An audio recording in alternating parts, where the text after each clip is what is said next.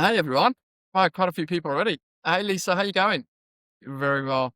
Thank you for joining us. Okay, let me just Recording in progress.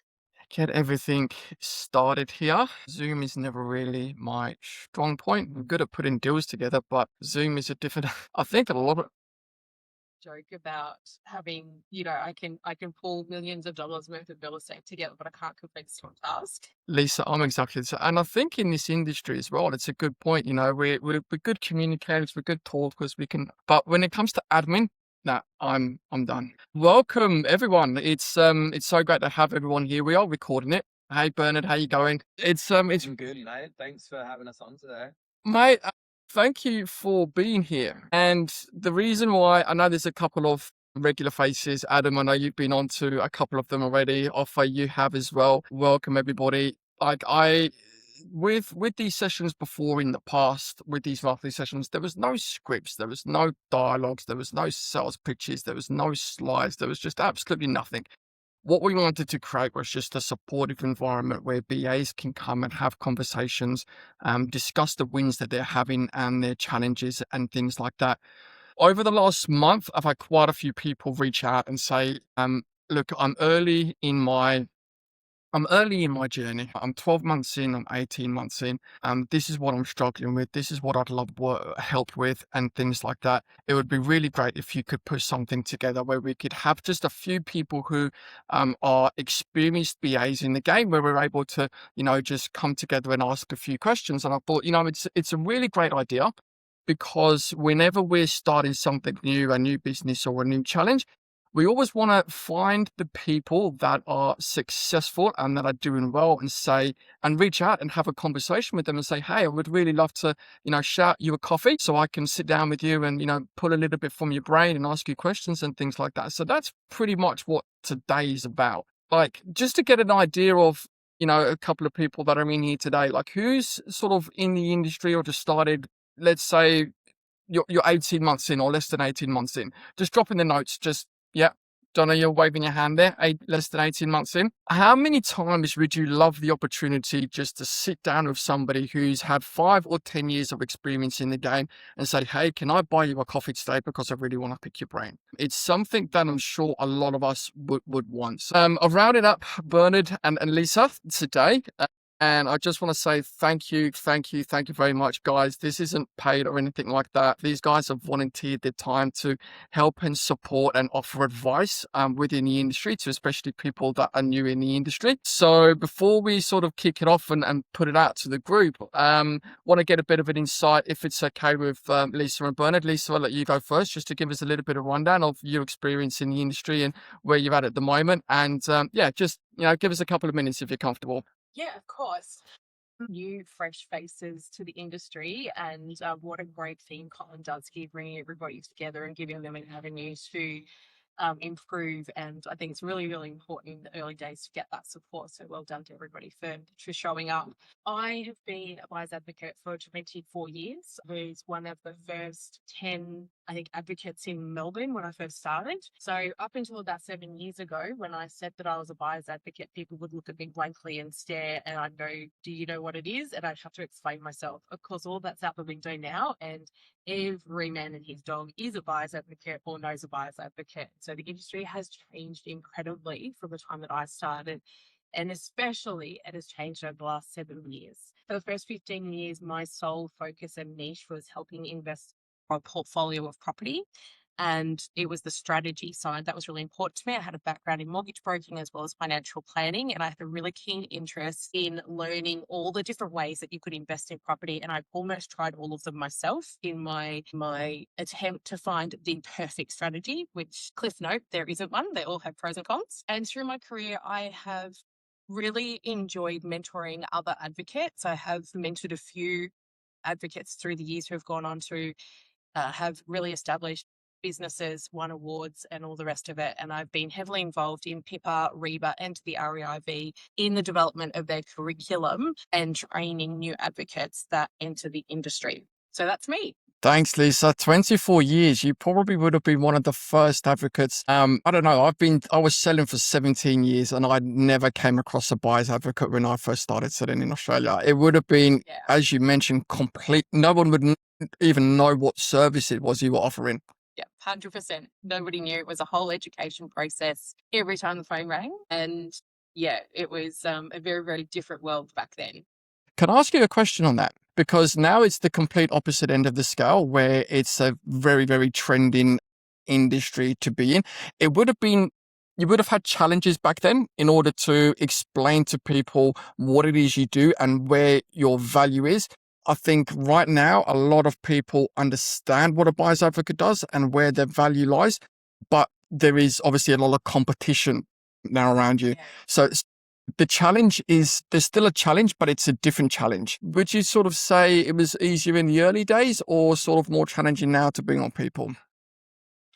Look, I think it was much easier in the earlier days, but having said that, because of my track record and experience, I'm able to overcome the challenges that we face today. But I think one of the biggest challenges in today's market is for consumers, and it's also for us as well to try to explain, I guess, the experience or the benefits that we're bringing to the table, because there are so many other advocates out there.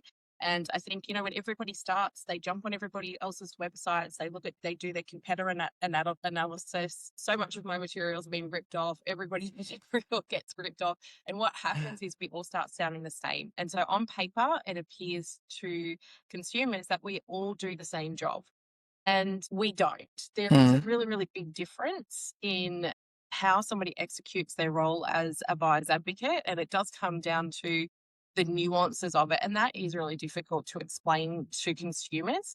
However, what I've found in recent times is because we've had so many newcomers come into the industry who are trained, because traditionally the pathway has been to go through a proper training setting and be mentored, as in work daily underneath somebody experienced who is overseeing all of your transactions and working really closely with you and intercepting mistakes that you're making that you don't realize you're making. Whereas now people have been encouraged to go through the loophole route where they fast track their entry into the industry and they forego that one-on-one mentoring. And it's a really big issue for buyer advocates and also the industry, because there's so much that people don't know, but they don't know what they don't know. And it's not until you've got somebody more experienced who can spot an issue before you realize there is one and show you, here is the issue, here's what's about to happen, here's how you need to navigate it. Like, you really benefit and need that help, I think, to become a good advocate. But yeah, they're the challenges I think that face today. And because of those mistakes that new entrants are making, it's become easier for me again, because people are now seeking me out because they know I have longevity in the industry. And so now I'm back to the old days where, like, well, I already know I want to hire you. What do I need to do to sign up? Which is really lovely. I'm appreciative that we're back there, to be honest with you, because it was challenging for a little while. Those are awesome insights, Lisa. It was actually frustrating to try to articulate that whilst people sound like they're doing the same thing as me, they're actually not. There's some really good insights there, Lisa. I tend to agree with a lot of those. Thank you, Bernard. Let's have a quick rundown of, mate, when I had a coffee with Bernard about 3 weeks ago, told me that he worked for one of the selling agents in the country that I put on a very, very high pedestal. So kind of like what Lisa said in terms of like experience and track record. Mate, Bernard, I love your story. So do you want to give us a quick rundown of where you're at and your past experience? Thanks, Scott. Yeah, I've had the joy of working with some of probably the worst real estate agents in Australia and what's now seen as some of the best in Australia. So yeah, I started my career 12 years ago now, and I was the assistant to the assistant of the assistant at a real estate agency in Brisbane. I used to make 4 sale signs by hand and then kind of worked my way up to be a sales agent. And then from there kind of springboarded into opening up a buyer's agency here on the Gold Coast. And I've been operating that business now for 5 years. We've just opened up an office, which is super exciting, and the team's growing. Congratulations, mate. Can I ask a question? When you were back as an assistant of an assistant of an assistant of an assistant, how many years did you do that for? 3 years. Yeah. Okay. So that was 3 years of hammering for sale signs into the ground, doing building and pest inspections, bank valuations, buyer inspections. I was calling buyer inquiry, cold calling, door knocking, doing for sale by owner calls, rental on the market calls. Yeah. Basically a glorified door opener and lead generator for the real estate agents. Do you think that those 3 years has benefited you, or you've had seen value in those to create who you are and what you are today? Yeah, absolutely. I think it's helped me develop a little bit of a point of difference compared to other buyers agents in the market. But I think just the experience and seeing so many different deals, I think as everyone here listening say would know, every single transaction Everyone. is so different. And if you're new as a buyer's agent, you just haven't seen that many deals. So there's going to be these random, just even questions from your clients or the real estate agent, or random things will happen throughout the whole transaction process that you've probably never come across before.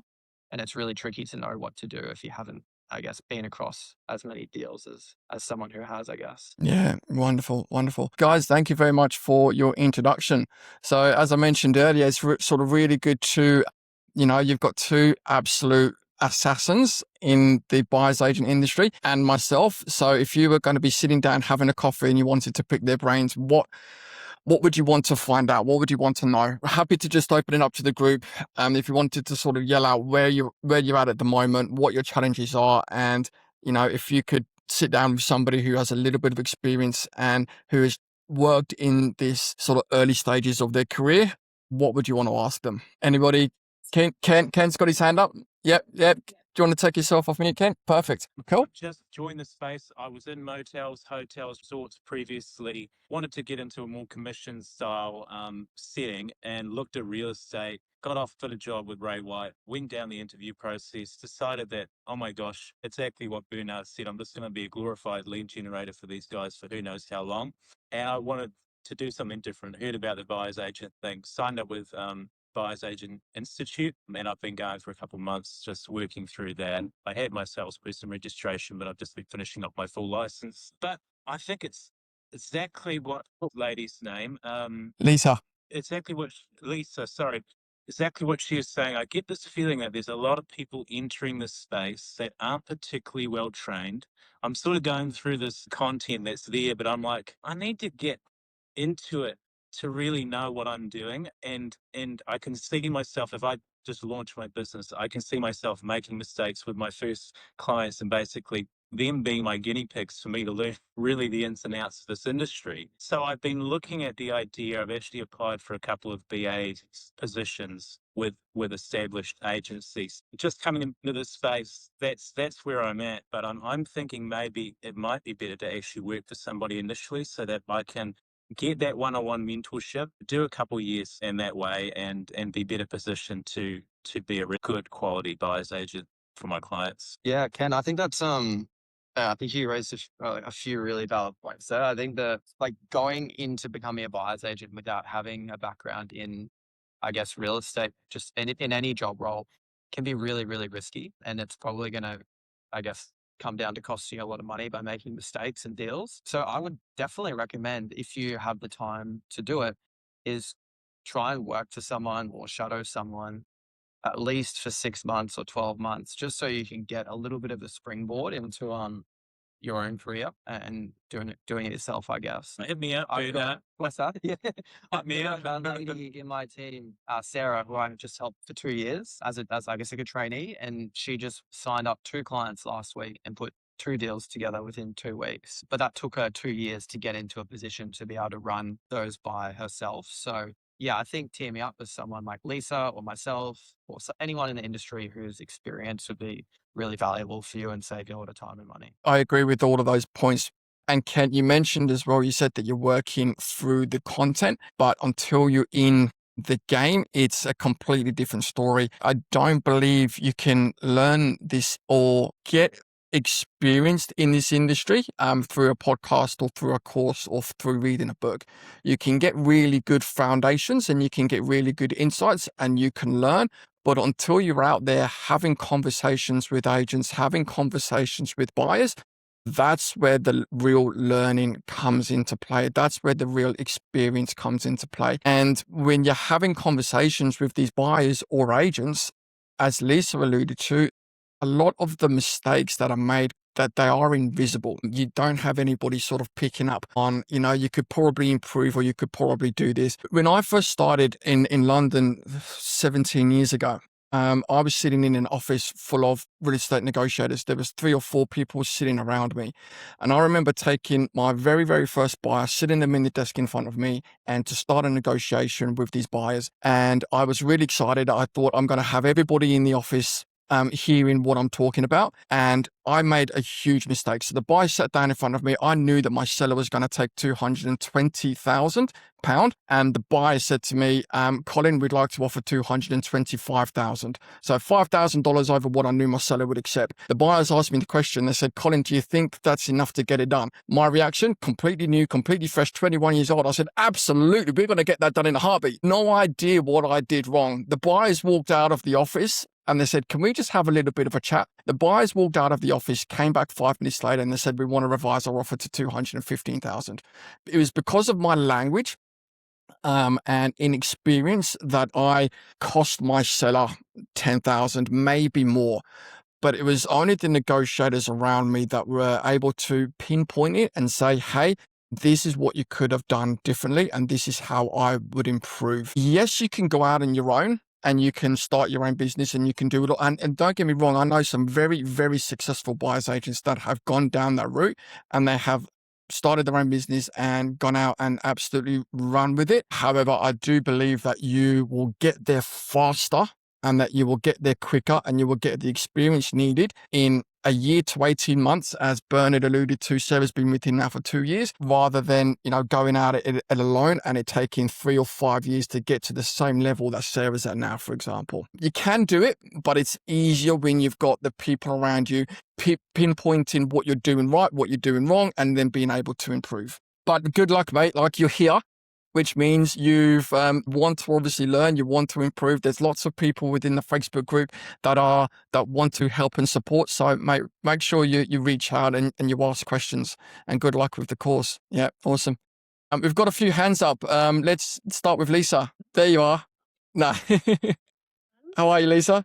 Very well, thank you. Everybody. We have. Months I've just wrapped up my first official client, which was a referral from a broker. And to be honest, they were really accommodating, understanding clients, and the client side of things has been a real, I guess, to put it. But where I struggled is the communications that I had with some of the agents, and it'd be good to get some advice on, diplomatically managing these sorts of things and responding to high pressure tactics, because obviously we want to maintain as many good relationships as possible. And I guess an example of that would be, so for example, with this particular deal, the stock was really good. It was perfect for my client and everything sort of ticked the boxes. But I felt that there was a lot of pressure coming from the agent to rush through an offer, to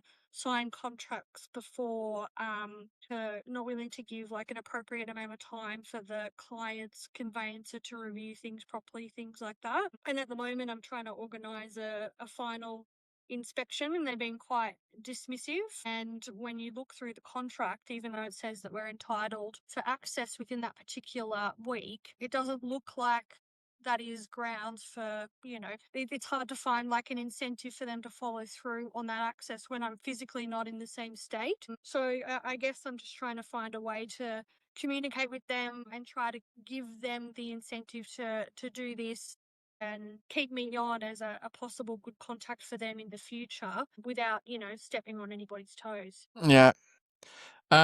Just so I can try and understand the question a little bit better.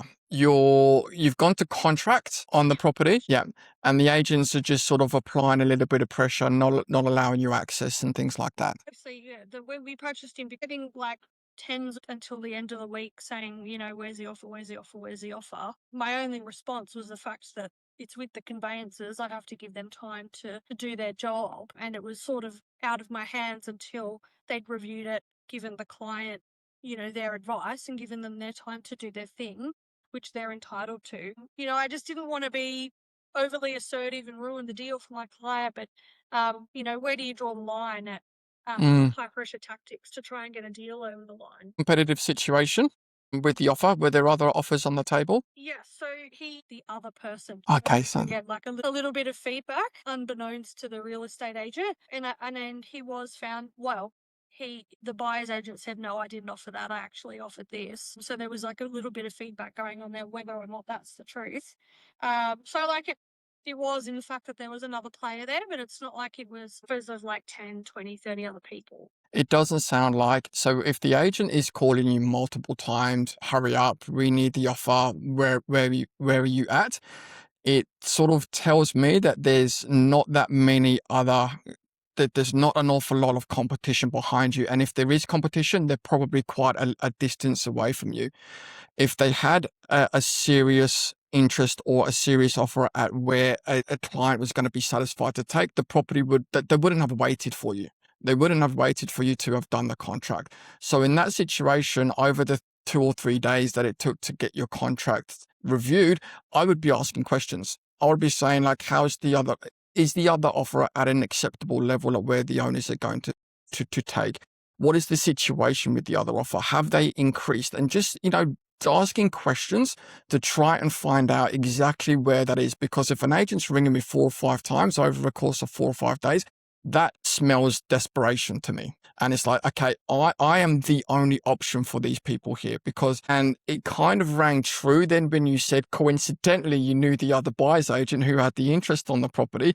And it was, the selling agent said that they offered one price, but you actually knew that they had offered another price. So there were games and tactics being played. It tells me that you were the only opportunity that selling agent had for that particular property.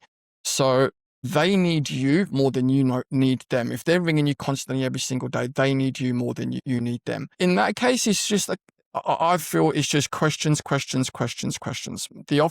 contract's been reviewed respectfully. I'm not going to be putting something forward until my conveyancer gives me the go ahead.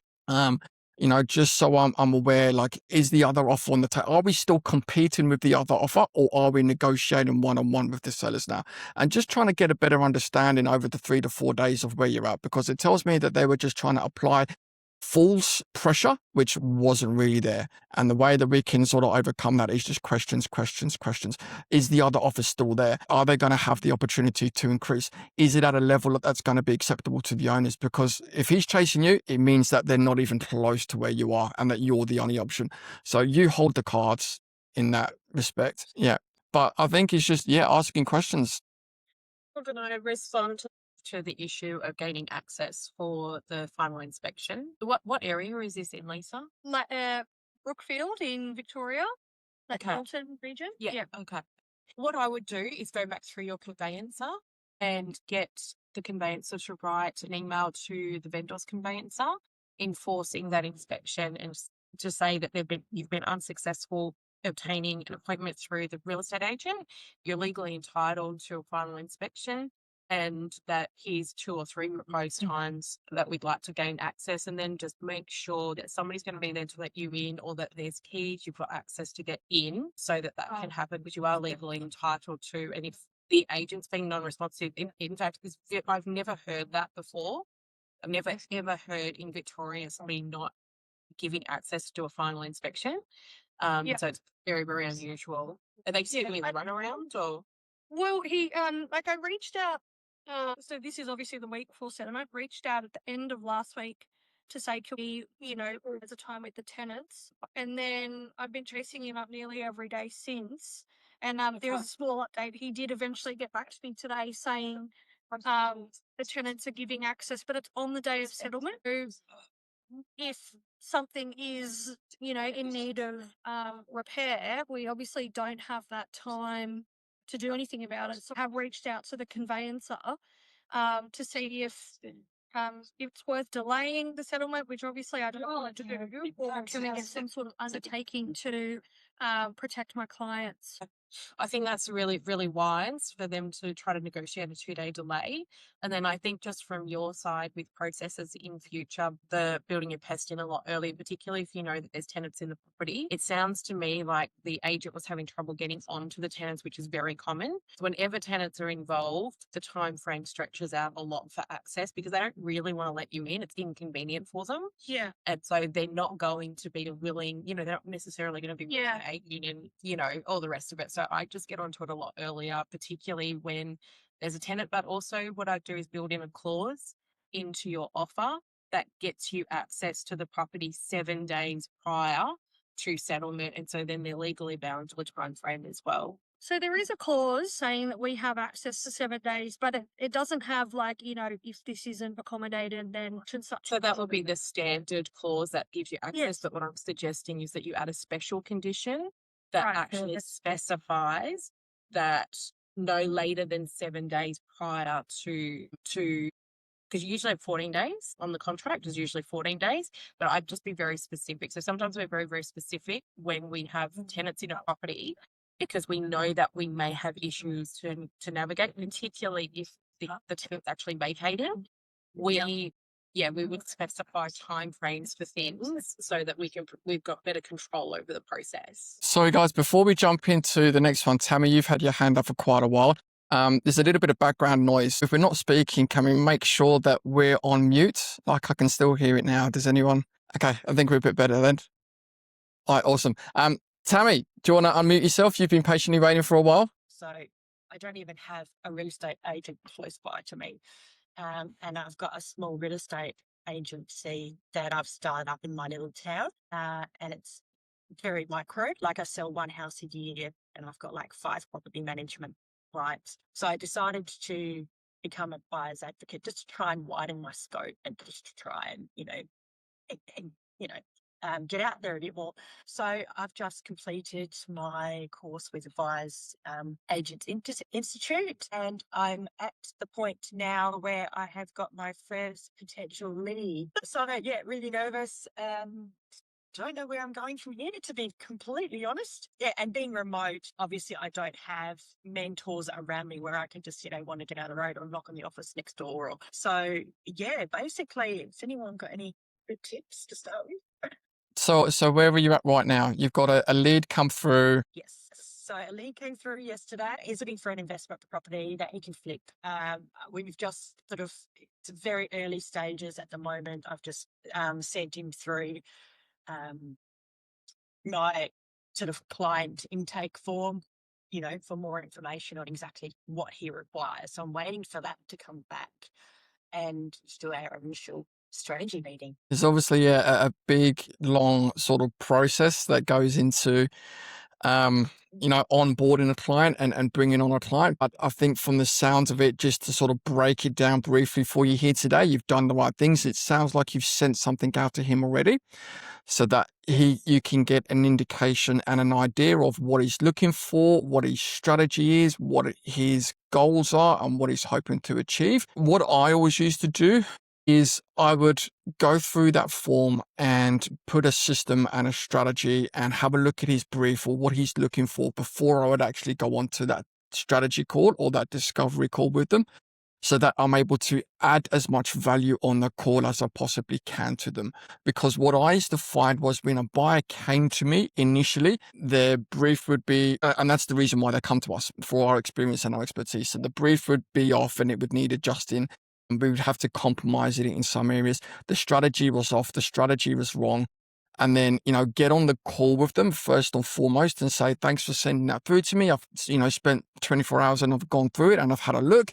There are definitely some areas here that we can work with, but there are definitely some areas as well that we can improve if you need to obviously improve certain areas so that you're able to actually add value on that call. Oh, this is how I used to do it anyway. And then I would get an indication on that call if that person was, I would come across a lot of people, Tammy, and they would say, and I know it's hard to do when you're early on because you just want every client. It's a little bit easier when you can kind of pick and choose. But if a client wasn't open to, compromise or open to looking at different strategies that were going to be best suited to them, I used to come across a lot of people and say, well, no, Colin, I absolutely want to buy this suburb and I've only got a budget of 1.4 million. And it's like, well, respectfully, that ship sailed 24 months ago. Like we're not in that space now. I wish you all the best, but I can't help you. So when you get an idea of what they're looking for and what their strategy are and what their goals are, you're able to actually add value on that call. And if they're open and willing to, work with you and compromise with you, then, you take it to the next stage and you sign them up and you work with them. Although sometimes I would, I mean, look, that's kind of how I would play the initial stages. And then, even if they were, potentially sitting on the edge of, this could work, but, like it's going to be tight with what you're looking for when you brief and things like that. I would always say to the person as well, look, it's going to be tight. The strategy that you're looking to and what you're hoping to achieve, it's going to be tight. But I always want to work with your North Star first and foremost. Let's give it 2 to 3 weeks. Let's give it a red hot crack, because the last thing you want to be doing is working with a client who's unrealistic and that doesn't have a good strategy or brief. And then I've seen buyers agents 8 months down the track and they're still trying to find for this person. You want to kind of prep that on your strategy call and say, let's give it a red hot crack for 2 to 3 weeks. But just if we don't come across something, I would just like to have your permission that we sit down and we have another call and we potentially re-strategize. And then, go to work. Tammy, what state are you located in? South Australia, And are you buying in South Australia or are you borderless? to be completely honest. But I was thinking mainly concentrating on regional South Australia. I know there's a few advocates within Metro Adelaide. So I was sort of going to concentrate more regional. And so that's where my first focus was. But, there's a potential if I needed to be borderless. Well, I'm quite happy to do that as well. Yeah. Did that help? It did. It's actually, my nerves were up here. They're about here now. Yeah. Yeah. It has helped. Thank you. Thank you. Awesome. Okay. Offer. Gathering. I actually hear myself as I'm talking, but I've heard from a few agents that basically forwarding an offer, submitting an offer is one of the best things a buyer's agent can do that most don't early on. So that just allows the agent to submit something to the client and initiate the process of, where the tire hits the road and then starts to understand, this is a real offer. This is where at the beginning went to negotiate. And just trying to tackle that a bit more in real terms as what would be my parameters to approach it, like this dynamic. Yeah, okay. Anyone want to? Bernard, you just unmuted yourself? Yeah, that's what Yeah, I was gonna have a crack to answer that one for you. I think it's a tricky one because every agent has a different sales process. So I'd be curious to know if this property is going to auction or is it for sale by private treaty, and is it advertised with the price or a price range? Yeah, so this it's more of a general question. Definitely not in an auction environment, but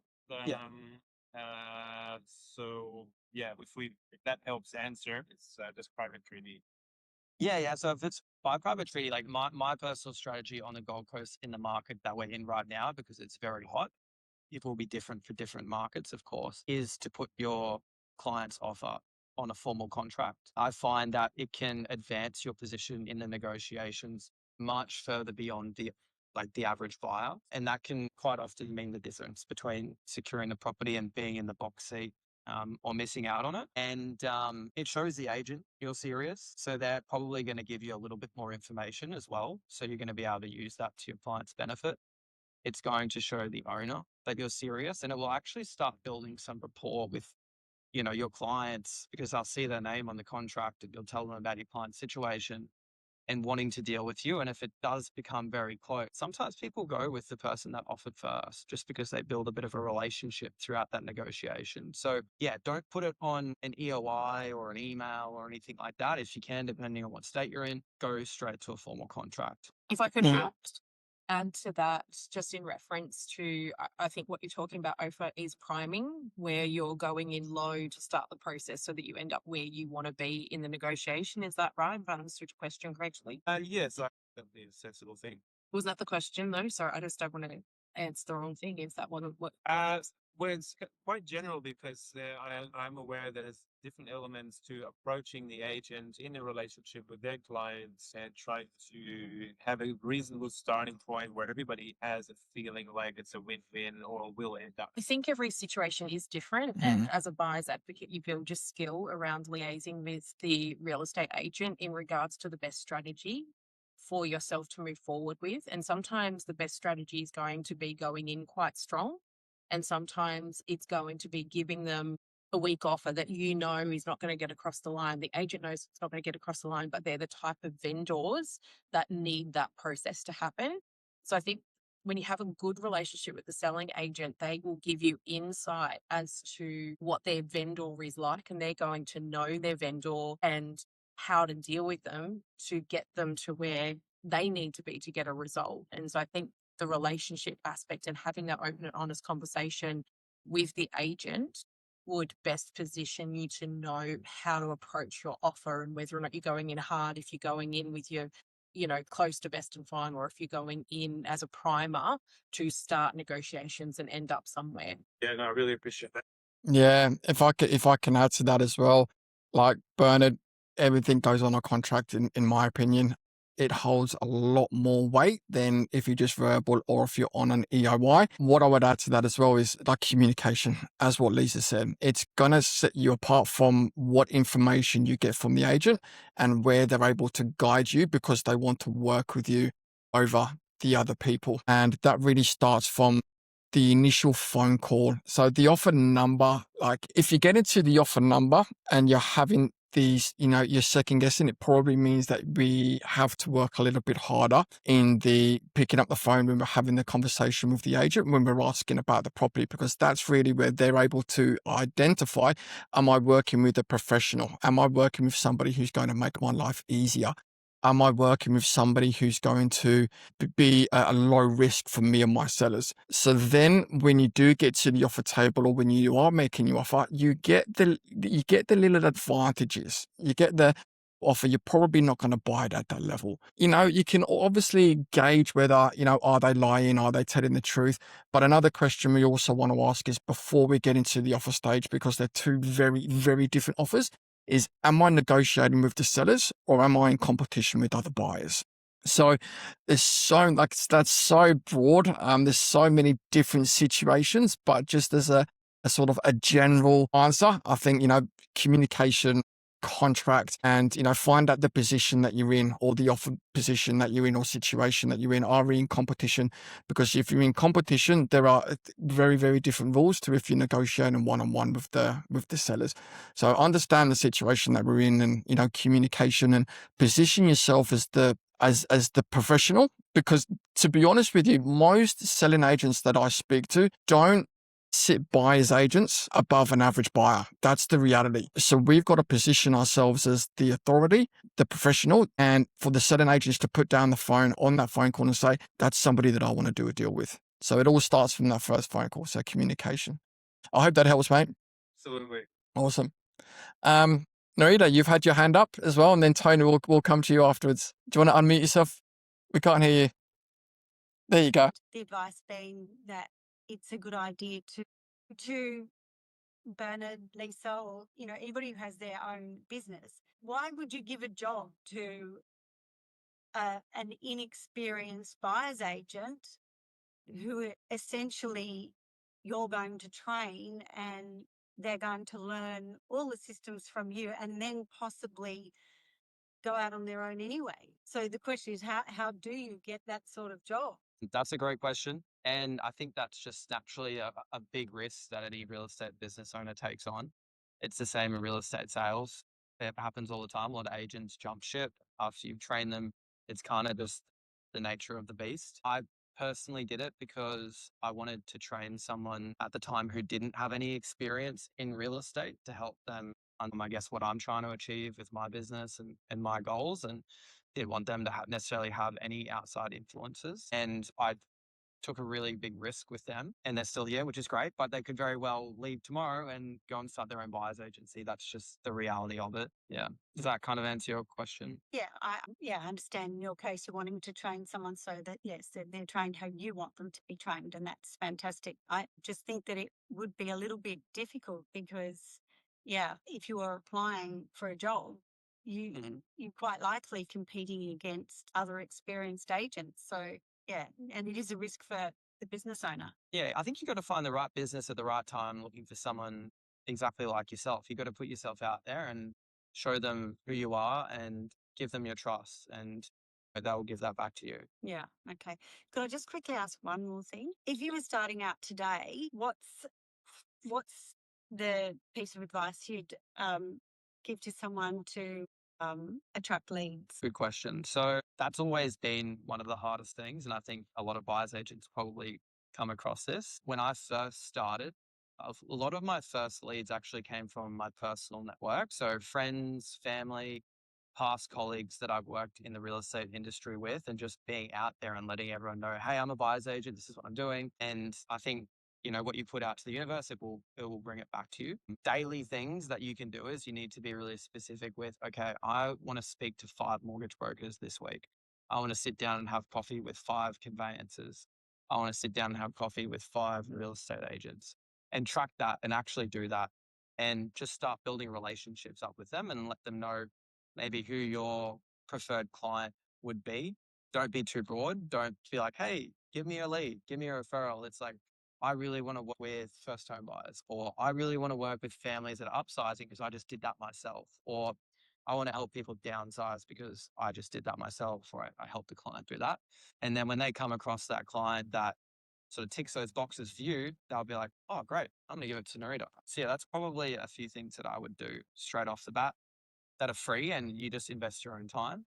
But if you want to invest money, then you have to start looking down the track of like paid SEO, Google Ads, Facebook marketing, and all that sort of thing. But I think don't trick yourself up and relying on those things. I think get out there and meet people and talk to people is always the best way. Thank you so much. Yeah, I love that. Thanks, Nerida. Tony, you're next in line. And honestly, this is Ills, and I've been around for a little while, but I saw the benefit in actually I think there's probably a few people here today that could, really do with a lot of fast education just in that early initial stage of getting set up. So I can't honestly recommend Colin enough. Onto my question, just a general question, Lisa and Bernard.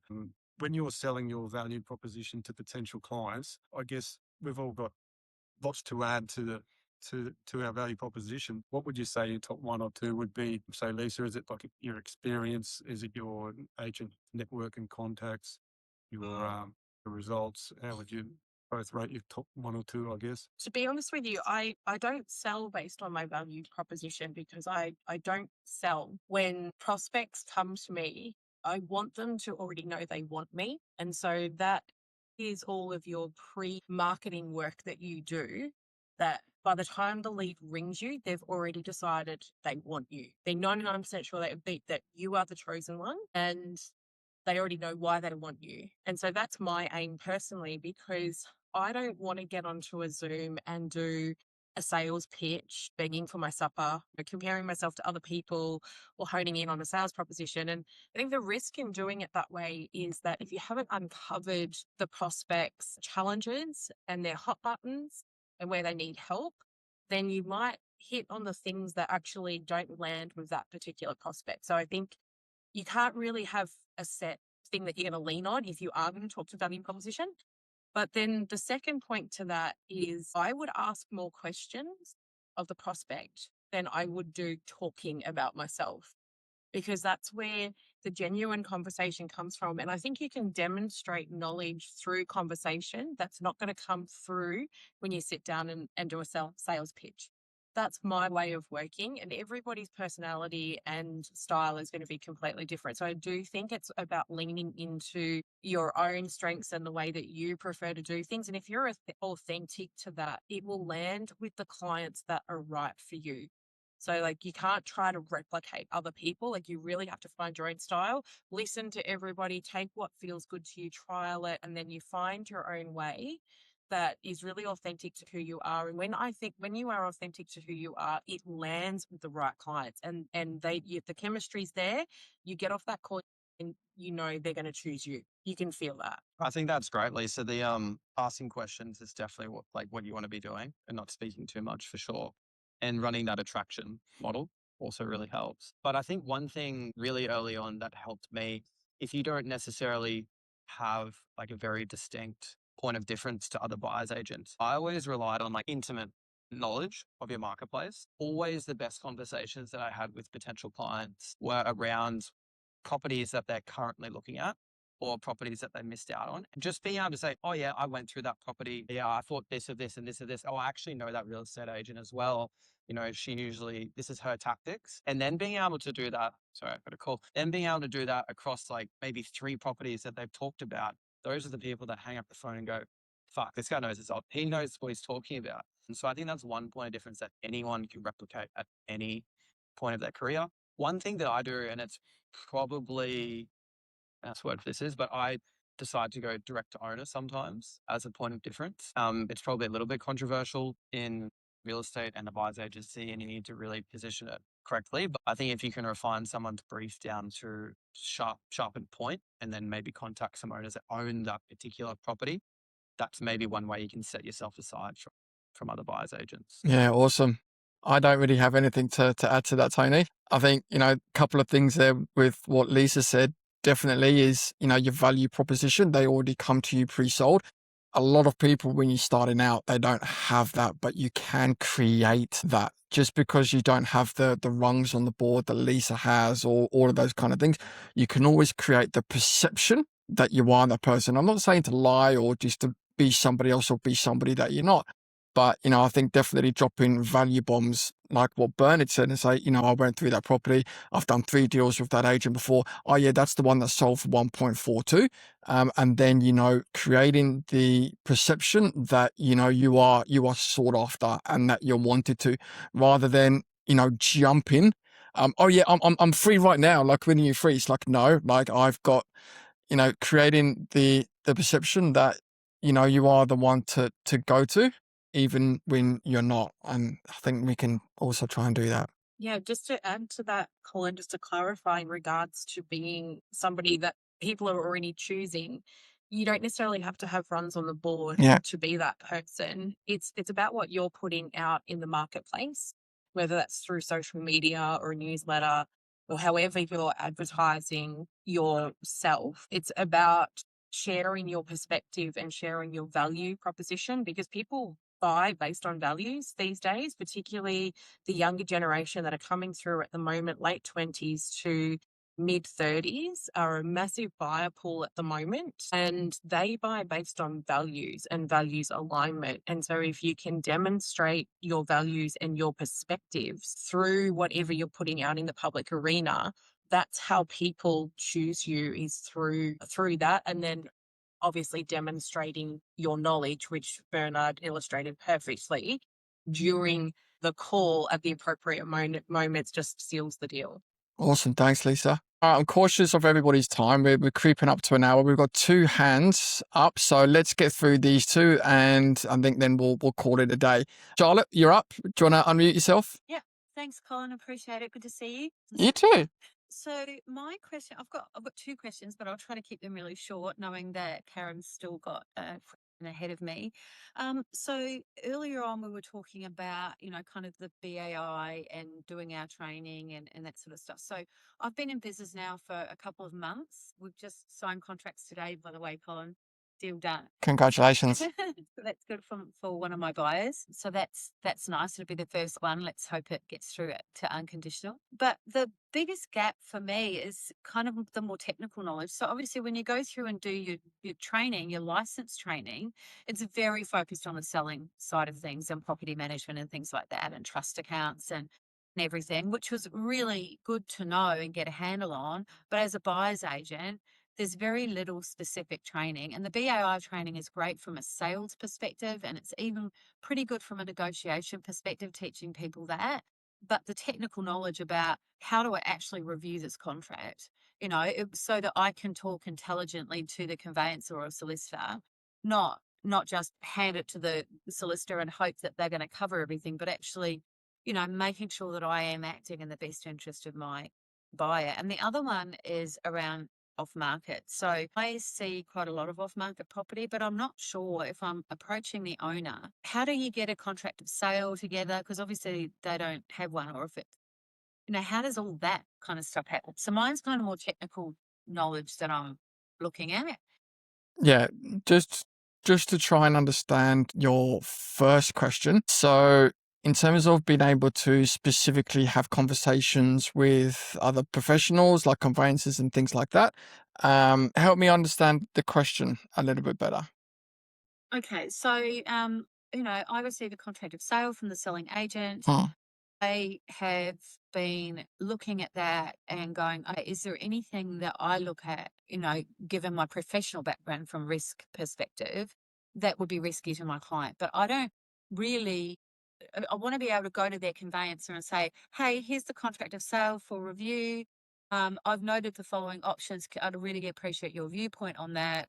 Can you, what am I, at the moment, ChatGPT is helping me write these emails because I don't have the technical knowledge myself to intelligently say, I don't want to say to the conveyancer, hey, here's a contract of sale, can you review it and let me know if there's anything of concern? I want to be a little bit more proactive and know what's in it so that I can speak intelligently about that. Okay, I understand. Are you in Charlotte? I was just going to ask that. So you're transacting in Victoria, are you? Yes.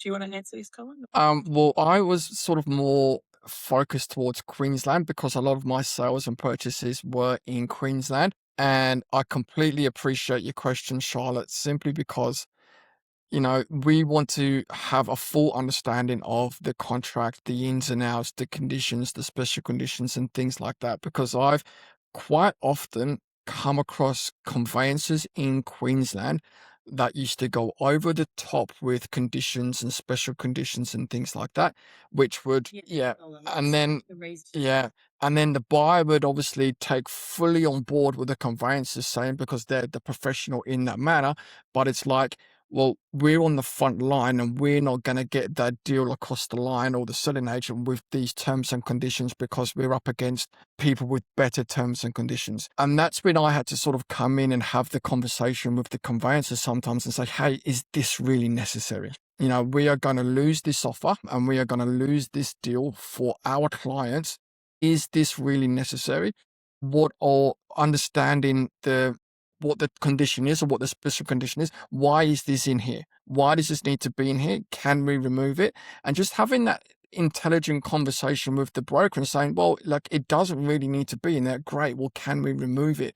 And getting their professional advice on it. Because I used to find that if there's any conveyancers in the room, apologies, but they used to overextend, they try and overextend their value by inserting all these conditions that really didn't need to be in there. So I think a full understanding of the contract, that we're able to, have those conversations with the conveyancers and say, does this really need to be in there? What's the purpose of it? Because they will extend on what to put in there. That's my 2 cents. I've also had a situation where the conveyancer has, I think, been looked at the contract and said, yeah, all looks good. And I've gone in and seen some conditions where I thought, I'm not sure that is all good. As an example, the vendor's solicitor was going to be closed. This is for current deal, was going to be closed over the Easter school holidays. And there was a special condition in the contract that said that they're going to be closed. The vendor wanted to settle on the 20th of April. They were only open from Monday, and it was the purchaser's requirement for the statement of adjustments. So it was on the purchaser to prepare the draft statement, and the contract said that had to be presented 5 days prior to settlement. So we actually physically couldn't comply with that, and they would have been penalised $350 for not getting the statement of adjustments in because the vendor solicitor was closed. So we asked for that special condition, the closure special condition, to be removed and for the penalty to be removed if we were going to be responsible. The conveyancer didn't even raise it. They didn't even identify it as a risk in the contract. That's why I want to understand. It's a very normal clause when there are closures, and what would typically happen, because real estate agents, selling agents in particular, we've all been a selling agent, so many of us have been selling agents, so I'm going to offend all of us, but selling agents aren't known for their attention to detail, and it's not something they need to focus on from their side because they represent Wasn't the seller. selling agent.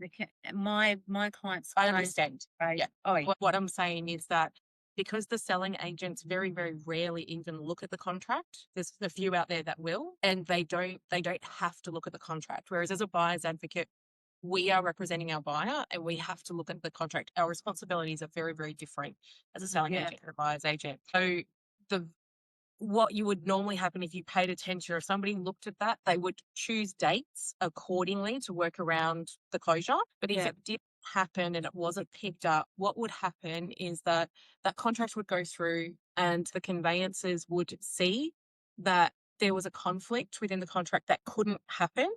And your purchaser's conveyancer would raise it with their conveyancer, and what they would do is actually negotiate that behind the scenes just before settlement, and it would have happened. That's been my experience with those types of things. A lot of things still get through that have been missed, and then the conveyancers work it out between them afterwards. Because usually your conveyancer will be able to do the adjustments in time anyway, just because their office is shut. That's their problem. Your conveyancer probably could have still done it depending on the timing. But I need to go back to your first question about how much do you need to know. You're already learning so much just through reading the contract yourself. I think, are you letting your clients choose their own conveyancer, or have you got selected conveyancers that you know and trust and you are happy with the quality of work they're doing? Both. I ask my clients, do you have a conveyancer already? And if they say yes, then I ask for their details and I reach out and I speak to them, pretty much straight away. As soon as the client has, signed the contracts and paid my engagement fee, I reach out to their conveyancer and talk about, so that we can get aligned with how we work. Sure. And if they don't, then I say, okay, well, I have a couple of options for people that I work with on a regular basis who I know and trust. I'm happy to provide you with their details. Is that something you'd like me to do? And if they say yes, then I provide the details. To tackle this differently, where I would set it up so that it's almost an expectation that clients use my preferred conveyancers, only because we know the quality of their work. And that's Yeah. an advantage that clients have in working with an experienced advocate, is access to their teams that are already vetted and already proven. And so maybe reapproaching that from a different perspective. And when clients come to me and say, can I use my own conveyancer?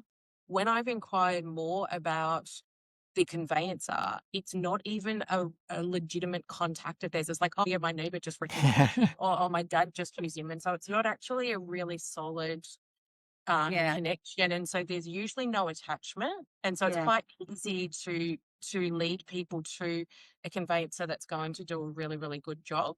So I think you Yeah. could probably get on the front foot of that rather than asking them. I'd change your process to say, when we work together, I have my proof of preferred suppliers that Yeah. you can tap into. The benefit of working with them is that they prioritize our clients because we give them so much business and we can get things done at a quicker rate. Yeah. And the other thing I do is I send through my requirements to my client. If my client wants to use a conveyancer, I say, that's not a problem. Here are my requirements. Please make sure that your conveyancer can meet these requirements. And as soon as I send the requirements through, they're like, oh, don't worry about it. Let's just use yours.